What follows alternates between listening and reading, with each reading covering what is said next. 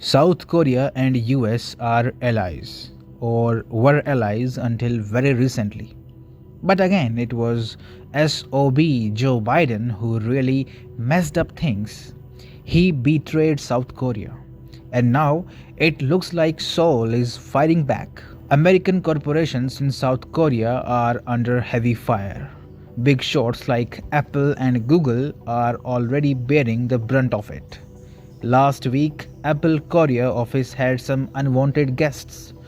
South Korea's Fair Trade Commission officials raided the office. Under the rules, Apple is allowed to collect 30% in-app payment fees. However, the company was allegedly collecting 33% fees. This is just one case. Separately, Apple and Google are also being subjected to an FTC investigation over harmful practices in how they allegedly gather and profit from personal information. Take Korea's all these actions against the US companies with a pinch of salt. There is definitely a hell lot of geopolitics involved here. Yes, it's safe to say that an economic war is going on between Washington and Seoul, and none other than US President Joe Biden started it.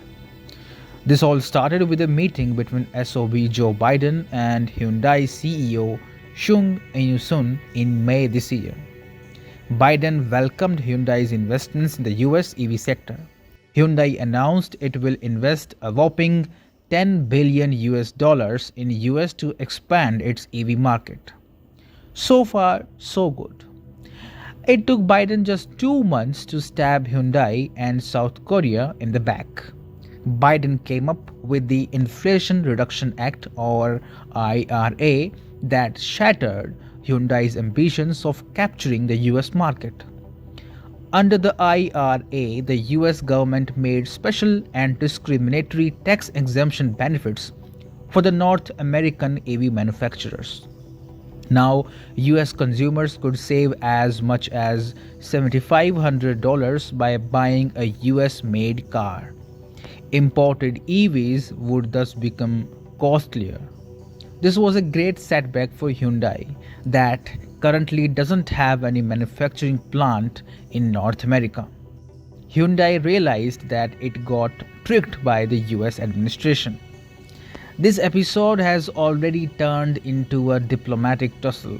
Angry South Korean lawmakers are discussing the possibility of launching a trade dispute against US in the World Trade Organization, along with the European Union. Here's one more interesting angle to the story. Some analysts believe that Biden administration purposely did this to prevent Hyundai from dominating the US EV market. Hyundai and Kia have already captured 12% of Europe's market share. In US too, Hyundai was on its way to beating Tesla. When it comes to EVs, South Korean cars have always had an upper hand. But whatever it is, the fact of the matter is that Biden has very conveniently destroyed America's relations with one more friendly nation. Biden harassed Hyundai, now South Korea is harassing Google and Apple.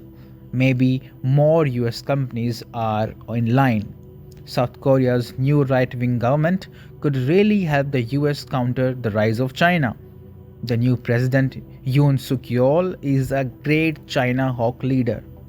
But Biden has forced him into pointing cannons at US instead. India's World, telling the right side of the story.